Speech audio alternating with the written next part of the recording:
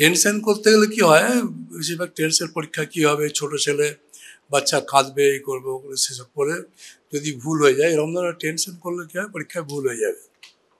ঠিক আছে, আর যেটা করা উচিত আর কি, ওই আমরা যেটা করতে বলি স্টুডেন্টদের, এবং করেও সব পরীক্ষায় এমবিবিএস এবং এমডিতে সব, তো ওই খেলনা কিছু একটু নিয়ে যায়, ওই বিভিন্ন কালার একটু টয় খেলনা, একটু বেলুন দু একটা নিয়ে যায়, আর একটু চকলেট।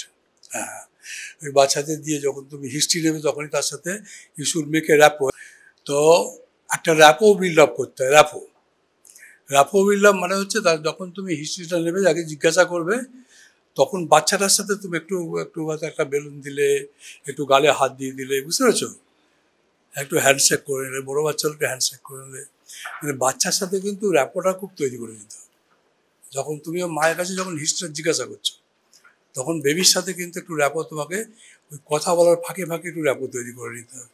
তাহলে সুবিধা যেটা হয়, যখন তুমি এক্সামিন করতে যাচ্ছ, তখন কিন্তু বাচ্চারা কাঁদবে না। বুঝতে পেরেছ? আমরা তো প্রচুর বাচ্চা দেখি, ধরো এত বাচ্চা দেখি, তারা যদি সবাই কাঁদতে শুরু করে তো ফাটাফাটি হয়ে যাবে। আমাদের কিন্তু প্র্যাকটিসটা এইভাবে তৈরি হয়েছে, যেই মা বলতে শুরু করলো তখন একটু গালে হাত দিয়ে দিলাম, কিন্তু একটা পেনকে হাতে ধরিয়ে দিলাম, এসব করতে করতে একটা ভাব হয়ে যায়। তখন তুমি যখন পেট টিপছো, বুক দেখছো, কিচ্ছু বলবে না, লাস্টে হ্যান্ডশেক করে চলে যাবে। ঠিক আছে, তা এই হচ্ছে তোমার পেডিয়াট্রিক এক্সামিনেশন। তোমাদের যেটা থাকবে কি, একটা লং কেস থাকে, লং কেস একটা দেওয়া হয়, লং কেসটা তো 30 মার্কসের একটা লং কেস দেওয়া থাকবে। লং কেসটা যে কেস অ্যাভেলেবেল তার উপরই লং কেস ঠিক করে। সেটা তোমার পরীক্ষার সময় যে কেস তোমার অ্যাভেলেবেল হবে, অর্থাৎ তোমার ওয়ার্ডে যেগুলো অ্যাভেলেবেল হবে বা ওপিডিতে যেগুলো আসবে, সেইরকমই লং কেস দেয়। ইউজুয়ালি তোমার আমাদের দেখেছি যে ক্রনিক হিমোলাইটিক অ্যানিমিয়া প্রচুর কেস আছে, থ্যালাসেমিয়া কেস প্রচুর আছে, এটা ব্লাড দিতে আসে, বিভিন্ন কারণ ওপিডিতে আসে।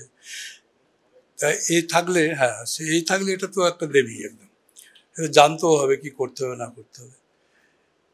এর সাথে ধরো ওনাটা এমনিতে একটা শর্ট স্টাচার, গ্রোথ রিটার্ডেশন হয়েছে, বাড়ছে না, শর্ট স্টাচার, সেরকম ওজন বাড়ছে না, এরকম একটা বাড়ছে। Malnutrition, under nutrition, malnutrition, short stature, nutrition থেকে একটা আসতে পারে। দুই হলো। থার্ড হচ্ছে তোমার কি, কোনো কিছুর এই এমনি দেখা গেলো কেস পাওয়া যাচ্ছে না, তার বাচ্চার অ্যানিমিয়া আছে, কিন্তু হয়তো ক্রনিক হিমোলাইটিক অ্যানিমিয়া নাও হতে পারে, ডিডিতে আসবে সেটা, সেরকম একটা কেসকেও কিন্তু অনেক সময় দিয়ে দেওয়া হয়। আর এরপরে additional fever with jaundice, fever with splenomegaly, মানে টাইফয়েড, ভাইরাল হেপাটাইটিস, এগুলো থাকলে পেয়ে গেলে দেবে। ইউজুয়ালি তোমার কনসলিডেশন নিউমোনিয়া কেস ধরো, তারা তো ইমার্জেন্সি কেস হয়, সাধারণত তাদের সেগুলো থাকতেও চায় না, আর হাত দিতে দেয় না গায়ে থেকে, সেগুলো সাধারণত দেওয়া হয় না। এই যে কেসগুলো বললাম, এগুলোর মধ্যেই সাধারণত পসিবিলিটিস থাকবে। এই হচ্ছে তোমার ইয়ে গেল, লং কেসের ব্যাপার হয়ে গেল, 30 নম্বরের কেস। তো মনে রাখতে হবে, যেটা লং কেস শর্ট কেস মিলে কিন্তু মোটামুটি ভালো 50% ওপর মার্কস পেতে হবে, বুঝলে, লং কেস শর্ট কেস মিলে। ওটাই কিন্তু মেন প্র্যাকটিক্যাল, লং কেস আর শর্ট কেস খুব ইম্পর্টেন্ট। কেসেতে যদি তুমি প্রথম লং কেস বা শর্ট কেস যাদের হলো, সেটাই তো প্রথম ফেস করতে হয়, that will create an impression. তুমি কেমন পড়াশোনা করেছো, তোমার কেসটার প্রেজেন্টের উপরে একটা এক্সামিনার একটা ইমপ্রেশন তৈরি হয়ে যায়। তারপরে যেটা হয়, তারপরের ইমপ্রেশনগুলো তো পরীক্ষাগুলো খুব ইজি হয়ে যায়। সাপোজ কেউ একজন হয়তো লং কেসে খুব ভালো বলছে বা কিছু করছে, এক্সামিনার ইজ প্লিজড, তারপর সে বাকি ভাইবা টাইবাতে একটু একটু এদিক করলে না, ও একটু ভুলে গেছে, কোনো ব্যাপারই নয়, খুব ভালো ছেলে, হয়তো ভুলে গেছে টেনশনে, এই একটা ইমপ্রেশন হয়ে যায়। সেই জন্য চেষ্টা করবে কি লং কেস আর শর্ট কেসগুলো ভালো করে দিতে। শর্ট কেস আমাদের ইউজুয়ালি নিউবর্ন দেওয়া হবে, তাই তো, নিউবর্নই শর্ট কেস দেওয়া হবে।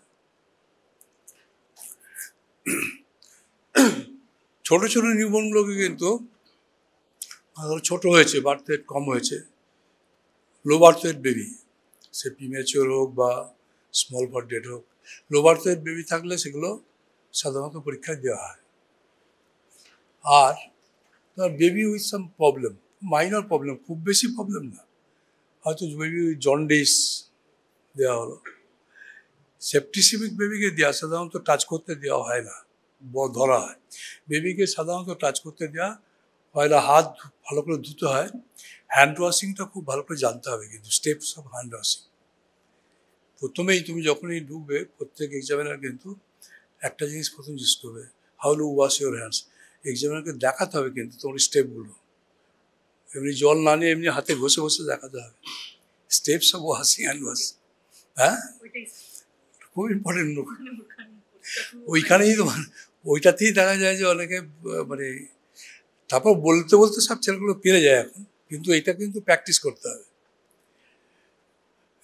প্র্যাকটিস করাটা খুব সহজ যেটা উপায়, সেটা হচ্ছে যখন তুমি হোস্টেলে খেতে বসবে বা কিছু, তখন ওই স্টেপগুলো করতে থাকবে, অটোমেটিক্যালি কিন্তু তোমার অভ্যাস হয়ে যাবে। যখন হাত ধোবে সাবান দিয়ে, কীভাবে নিয়ে লিকুইড সোপ দিয়ে, তখন ওই স্টেপগুলো যদি তুমি প্র্যাকটিস করো, তা অটোমেটিক্যালি হলেতে যে তোমার কোনো স্টেপ ভুল হবে না, বুঝতে পারলে? এই স্টেপস অফ হ্যান্ড ওয়াশিং কিন্তু ধরবে, জিজ্ঞাসা করবে। আর একটা জিনিস, তুমি মনে করো এখানে ঘড়ি পরে আছো, এটা খুব ভুল হয় ছেলেদের।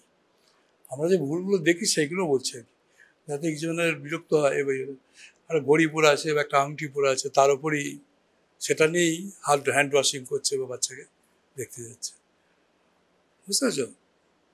অথবা কেউ এখানে ধরো কিছু পড়ে আছে, সেটার উপর হ্যান্ড ওয়াশিং করছে, সেরকম করো না। হ্যান্ড ওয়াশিং মানে পিওর হ্যান্ড ওয়াশিং, এত পরিষ্কার ইয়ে করে এলবো পর্যন্ত পরিষ্কার ক্লিয়ার করে ইয়ে করবে যথার সময়। তাহলে এই স্টেপস অফ হ্যান্ড ওয়াশিং খুব ইম্পর্টেন্ট। এরপরে তোমার যদি বাচ্চার যদি জন্ডিস থাকে, একটা জন্ডিস কেসই সাধারণত থাকে তো বেশি, তাহলে একটা কেস দেওয়া হয় নিউবর্ন উইথ জন্ডিস, অথবা একটা নর্মাল নিউবর্ন, অথবা একটা লো বার্থ ওয়েট নিউবর্ন।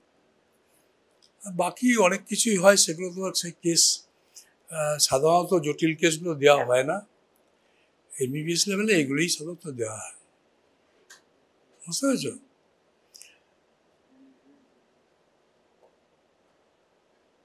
এইগুলোতে তোমার ওই দু একটা তোমাকে জিজ্ঞাসা করতে পারে, যেমন ধরো নর্মাল নিউবর্নের রিফ্লেক্সগুলো জিজ্ঞেস করতে পারে, নিউটারাল রিফ্লেক্স, গ্যাপস রিফ্লেক্স দেখাও, কারণ যেহেতু বেশি ঘাঁটতে হচ্ছে না, গ্যাপস রিফ্লেক্স দেখো। মোরো রিফ্লেক্স জেনে রাখতে হবে, সাধারণত যদি ঘাড়ে ফাড়ে লেগে যায় আমরা বারণ করি দেখাতে, বুঝতে পেরেছো? তো জানতে হবে কীভাবে মোরো রিফ্লেক্স কী, গ্যাস রিফ্লেক্স কী, ঠিক আছে? এইগুলো রিফ্লেক্সগুলো প্র্যাকটিস করবে, জানতে হবে একটু। প্র্যাকটিস কীভাবে করবো না, প্র্যাকটিসের তো উপায় নেই কিছু।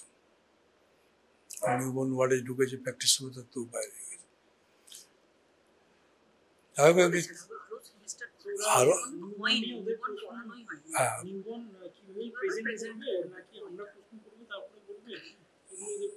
না ওরা প্রেজেন্ট শর্ট কেসেতে তুমি জাস্ট বলবে যে বাচ্চারা কোন ইস্যুতে আসে, first issue, this the first issue of parents, সেটা সিজার না normal delivery, mode of delivery বলবে, কোন ইস্যুতে আসছে, বুঝতে পেরেছো? মোড অফ ডেলিভারি খুব ইম্পর্টেন্ট। আর জেস্টেশনাল এজ, আর ম্যাটার্নাল কোনো মেজর কোনো প্রবলেম ছিল কিনা। মনে করো কারোর তো যে লং প্রিম্যাচুর রাপচার মুভমেন্ট তার আছে, অথবা তোমার ধরো অন্য কোনো মায়ের কোনো ডিজিজ আছে বা প্রবলেম আছে, একটু শর্টে মেনটেন করে দেবে, খুব শর্টে। এরপরে নিউবর্নের যখন তোমার প্রেজেন্ট করবে, ওইগুলো বলে ওইটা বলবে। তোমার কিন্তু এক্সামিনেশন ইজ নট অ্যালাউড, তোমার হাত দিয়ে এক্সামিন করে বলার দরকার নেই। ওই সময় দেখে তোমার টিচার যেয়ে তোমাকে ওখানে কোশ্চেন জিজ্ঞেস করবে, তুমি জাস্ট ইনিশিয়াল প্রেজেন্টেশনটা বলে দেবে, সেটা তুমি মায়ের কাছ থেকে হিস্ট্রিটা পেয়ে যাবে।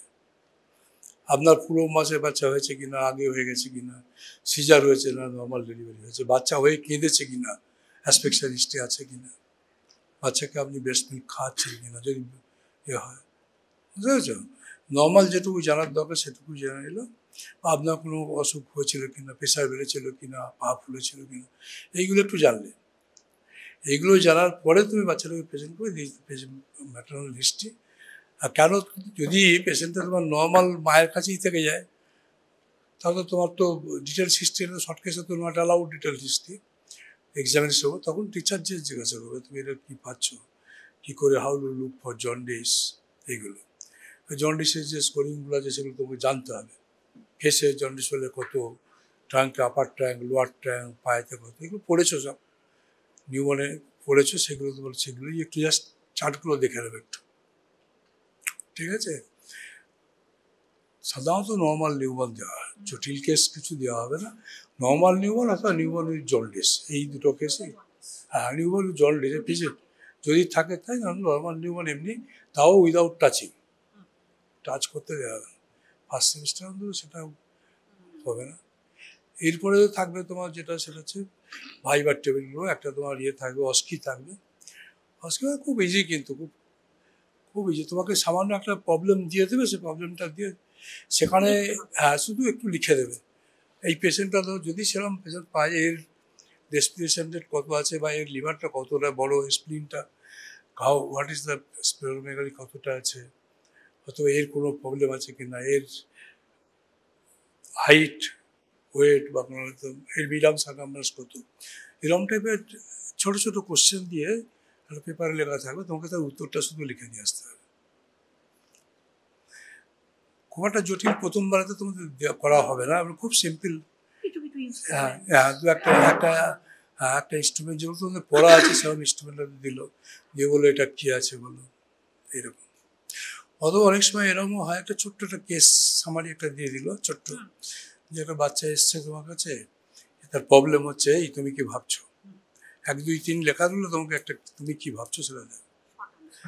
হ্যাঁ, খুব সেটা খুব ইজি থাকবে, একটু পড়া থাকলে তুমি খুব easily you can answer easily on that topic.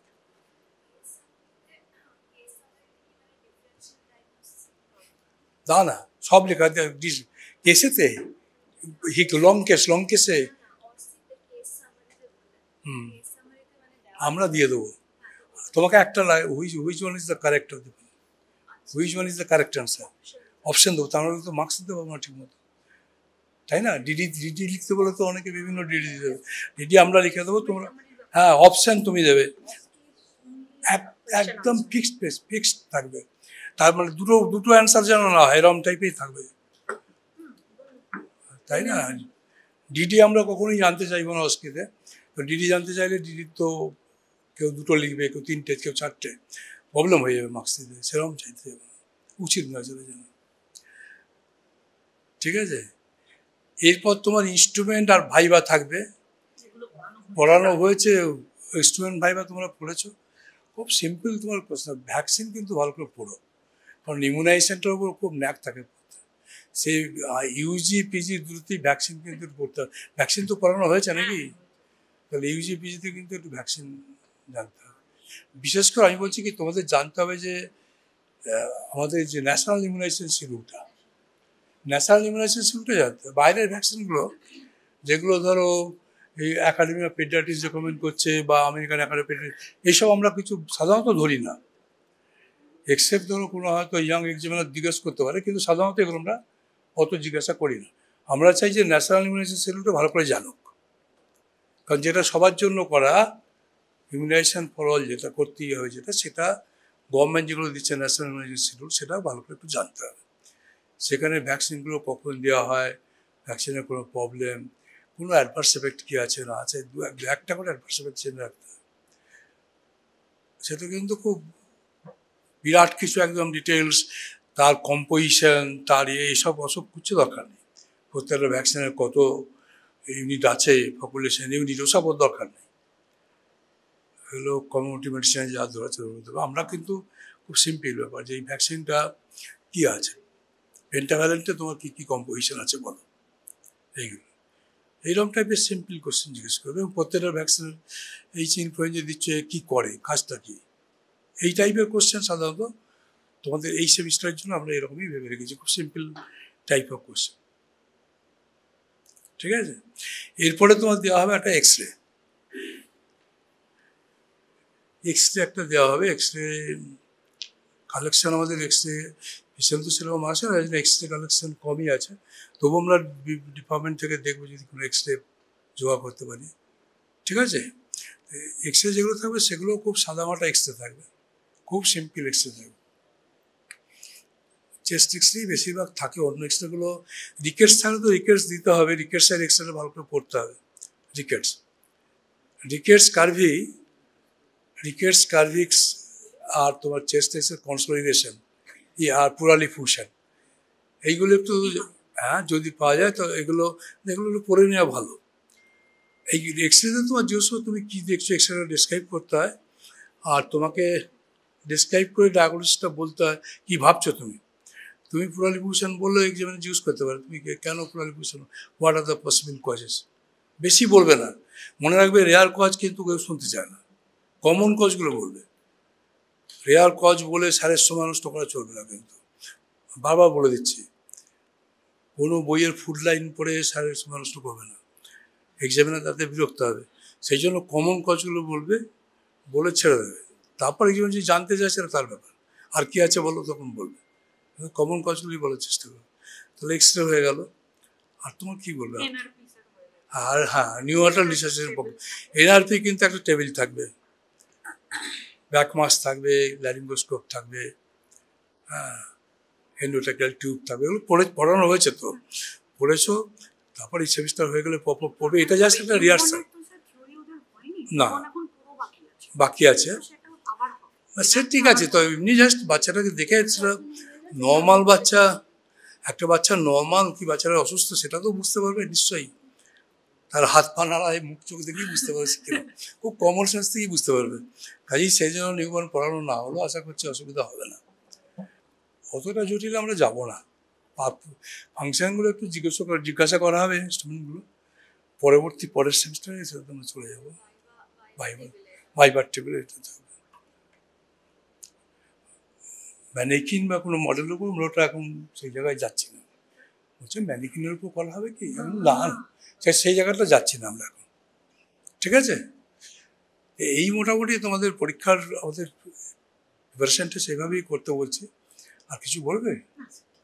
তোমাদের যদি কিছু জানার থাকে বলো, কোশ্চেন থাকলে বলো যে স্যার এটা এই কী, খুব সিম্পলভাবে পরীক্ষা নেওয়া হবে। ফাইনালও তো তাই হবে, এরই এটা যেগুলো রিহার্সাল তাই। কিন্তু যেটা দরকার তোমরা যে পড়েছো তার একটা এক্সপ্রেশন যেন থাকে, একবারে চুপচাপ দাঁড়িয়ে গেলাম সেরকম হবে না।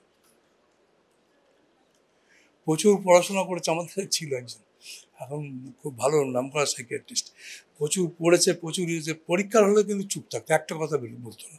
অথচ আমরা জানি প্রচুর পড়াশোনা করে, স্যাররাও জানতো, ইন্টারনাল জানতো প্রচুর পড়াশোনা, বলে একটা কথা বলবে না, দু চারটে কোনো রকমে বলে পাস করা। ভাইভাতে জিজ্ঞেস করতে পারে, অস্কৃতি ধর একটা ডাক দিল, তখন একটা অ্যাম্পল দিয়ে দিল, এটার পারপাসটা কি, একটা তোমাকে আগে 2 3 লিখে দিল, লিখে দেবে। যেটা তোমার যে তুমি তো এমনিই পড়ছো, ওটা ওখানে কাজে লেগে যাবে, কাজে ওগুলো কোনো অসুবিধা হবে না, খুব সিম্পল টাইপ থাকবে। লাইও সব পড়তে হবে না, কমনগুলোই দেবে, পুরোগুলো বলা যায় নাকি, ইমার্জেন্সি ডাক্তার তুমি জানো সেগুলো। হ্যাঁ,